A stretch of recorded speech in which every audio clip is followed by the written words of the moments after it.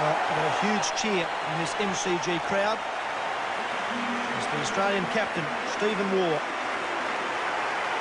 walks out to bat, which could be for the last time in this wonderful cricket ground. He's getting a standing ovation from the thousands of people who are here, tens of thousands of people who are here today.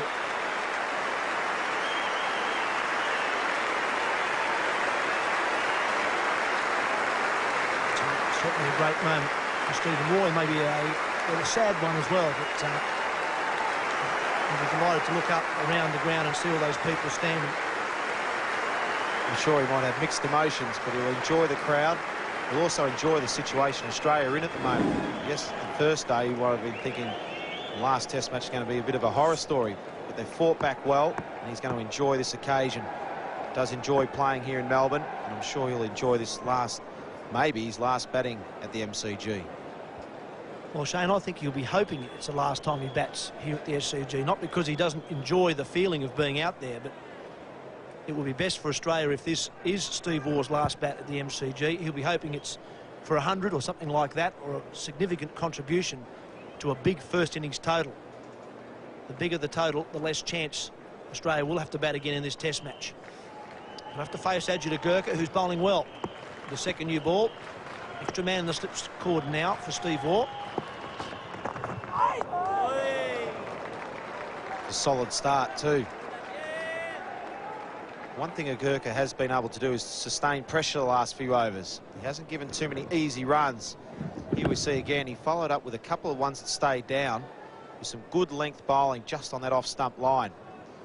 Damien Martin got a little tickle on it, but it was lucky enough to carry the whole way to Patel.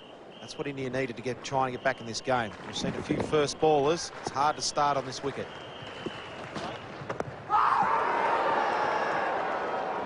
An inquiry from all the Indian batsmen, or the Indian fieldsmen, should I say. Wow.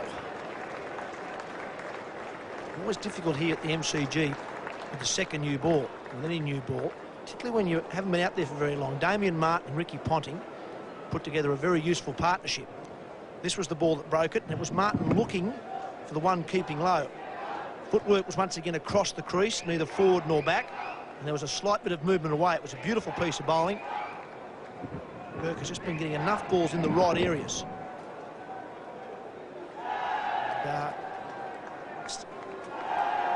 Caught him on the crease, caught the outside edge, and that brought Steve Waugh to the crease. Well, I think Steve Waugh's got hit on the arm. He's just signalled, I think, to Errol Alcott in the dressing room. I think the first ball, or second ball that Steve Waugh faces, got him on the arm. I'm not sure if he can grip his bat. He's got a big, massive lump on his forearm.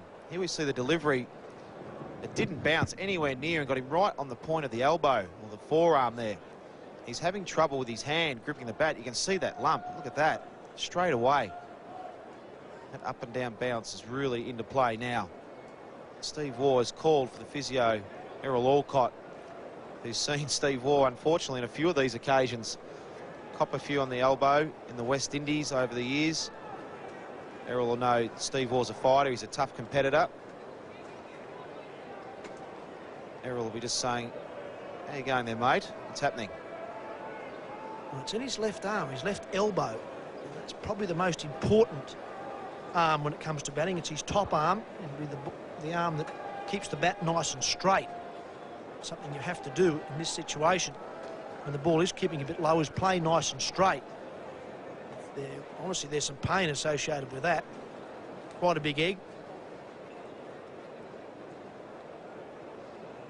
Any injury to that elbow will make it very difficult for Stephen Waugh to hang on to the top part of the handle of the bat, which will make it very difficult for him to play straight down the ground. And you can see there's quite a lot of swelling there. Sometimes you've got to give it a bit of time to see the numbness in your fingers to see if he can grip the bat, but that lump on his arm has come up very, very quick. I'm sure the thought of him going off, he really won't want to do that, but I'm just not sure if he can grip the bat.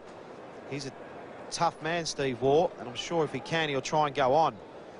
But if he can't, he'll have to go off. It's obviously not what Steve Waugh wanted, nor the Australian public wanted. But I think it's the right thing he can't hang on to the bat, it would be absolutely ludicrous to stay out there. So I think he's doing the right thing by going off. Australia is still in a wonderful position at 4 for 373.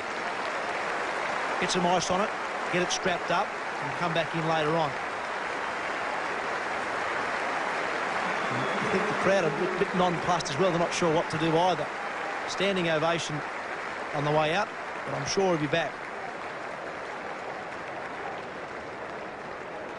So Simon Kadich will replace Stephen Waugh out in the middle. Stephen Waugh retired hurt on naught. This is the reason, right on the point of the elbow.